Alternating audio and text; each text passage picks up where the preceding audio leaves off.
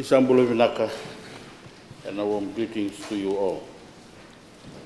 Honorable Speaker, I rise with great pride and optimism to share a remarkable story of transformation, a story that began with a spark of hope on the island of Kandavu and has now ignited a spirit of unity, pride and achievement across Fiji.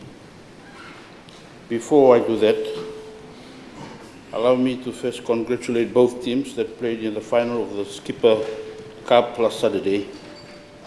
The Tasiri Islanders for successfully defending the Inc. Fairbrother Sullivan Trophy this season, and to congratulate Malolo Rugby team for being crowned the Skipper Cup 2025 champion. In December 2023, the Ministry of Youth and Sports implemented the first ever Weti Kandavu Youth Festival, which was officiated by the Honorable Prime Minister. It was an event that was not just a gathering of young people, but a movement that awakened a sleeping giant in both youth and sports development.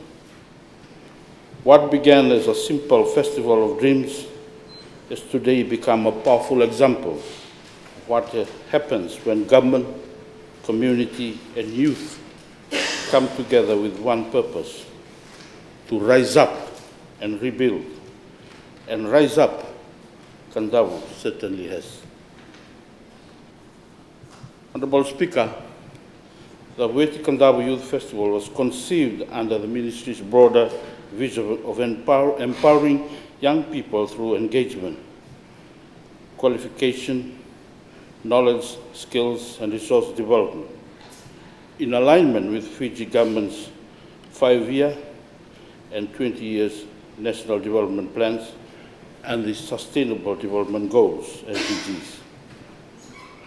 Kandavu, despite being Fiji's third largest island, continues to face challenges: limited training opportunities, lack of employment pathways, and the rise of illicit substance cultivation.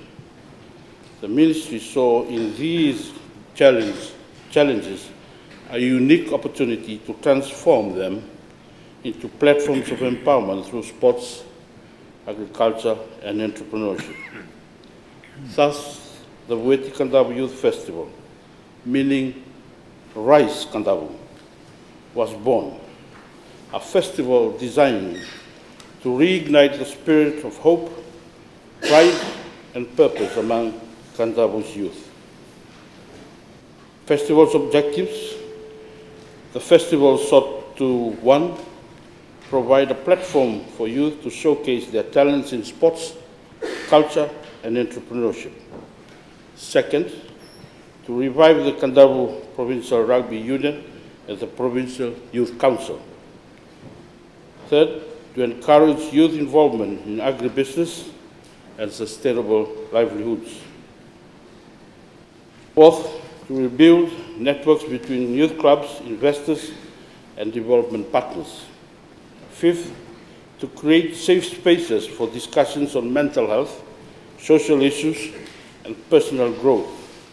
And 6th, to revive Kandavu's traditional culture and identity through sports and arts. The festival engaged 52 registered youth clubs, involving more than 1,000 youth aged 15 to 35 years, together with local leaders, students, entrepreneurs, and community champions. Over the 3 days, the Weti Kandavu Youth Festival was a vibrant showcase of talent, energy, and collaboration. There were sports competitions, agribusiness training, cultural performances, and awareness, interactive discussions as well. The festival was graced by senior government officials, community elders, and development partners, all united by one purpose: to uplift the youth of Kandavu and help them to rise above challenges. Major achievements and outcomes. Honourable Speaker, firstly, the reactivation and launch of the Kandavo Rugby Union during the festival breathed new life into the island sporting landscape. It was one of the key objectives of the festival since Kandavo Rugby Union had been inactive for many years. Many had lost hope that Kandavo Rugby would ever return to its former glory. But during the Weti Kandavo Youth Festival, the ministry, together with the Kandavo provincial leaders and community, officially launched the rebirth of the Kandavo Rugby Union and the election of Honourable Tambuya as its first female president. This moment reignited the spirit of teamwork, discipline, and pride across the island. The ministry followed up with provision of sports to registered youth clubs and sports equipments to strengthen the initiative. Honourable Speaker, today, less than 2 years later, Kandavo Rugby has achieved the unthinkable. Kandavo women's rugby team first created history of their own, winning the Royal Ranandi Cup exactly 1 year after the festival. Kandavo has won the 2025 Vodafone Vanua Championship and earned promotion to the Skipper Cup for 2026. These victories are not mere sporting achievements. They represent a cultural and social transformation, the result of unity, discipline, and the empowering of youth and women through sports. They show how youth programs can translate into tangible results, not just in sports, but in community pride and national recognition. Honourable Speaker, secondly, the festival revitalized the Kandavo Youth Council and strengthened collaboration among youth clubs, providing a platform for leadership, advocacy, and partnership. Third, in addition, through its agribusiness sessions and exhibitions, the festival encouraged youth to shift from illicit crop cultivation to sustainable ventures in kava and taro farming, creating employment and promoting legal, profitable livelihoods. To that end, Odisha Police confirmed a 60% decline in marijuana-related cases exactly 1 year after the festival.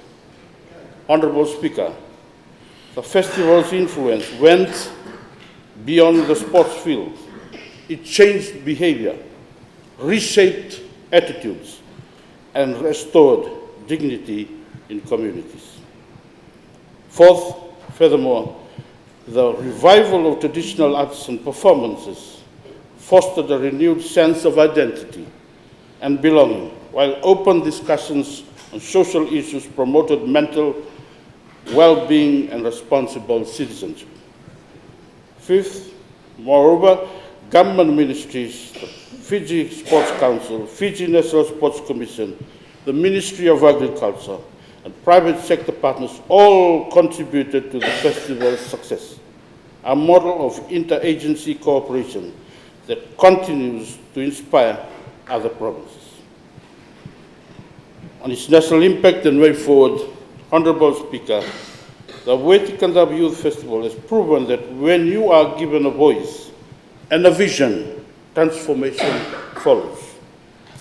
What we witnessed in Kandavo, from the rebirth of a rugby union to a championship title, it is a clear reflection of what can be achieved when rural and maritime youths are empowered through sports, skills, and community leadership.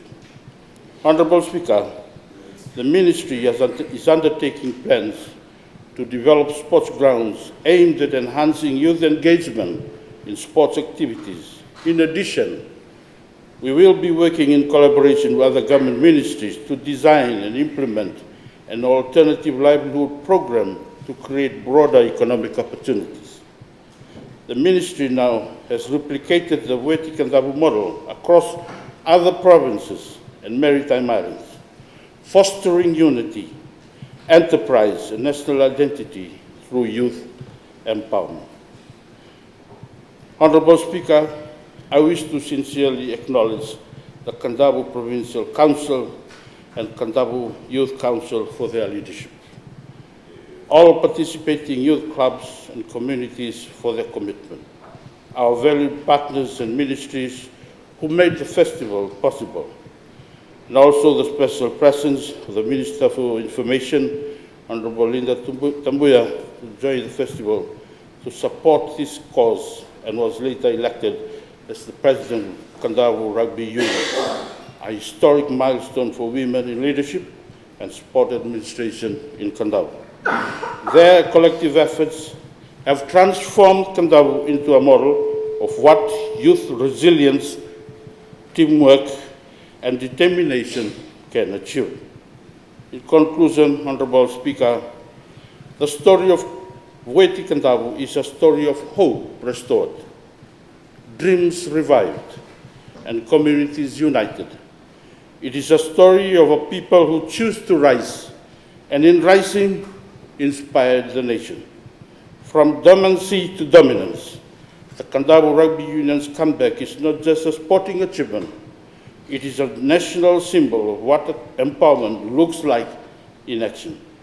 The Ministry of Youth and Sports remains steadfast in ensuring that every young Fijian, from Kandavu to Rotuma, from the highlands to our maritime islands, has the opportunity to rise, to lead, and to thrive. We now leave, Honorable Speaker.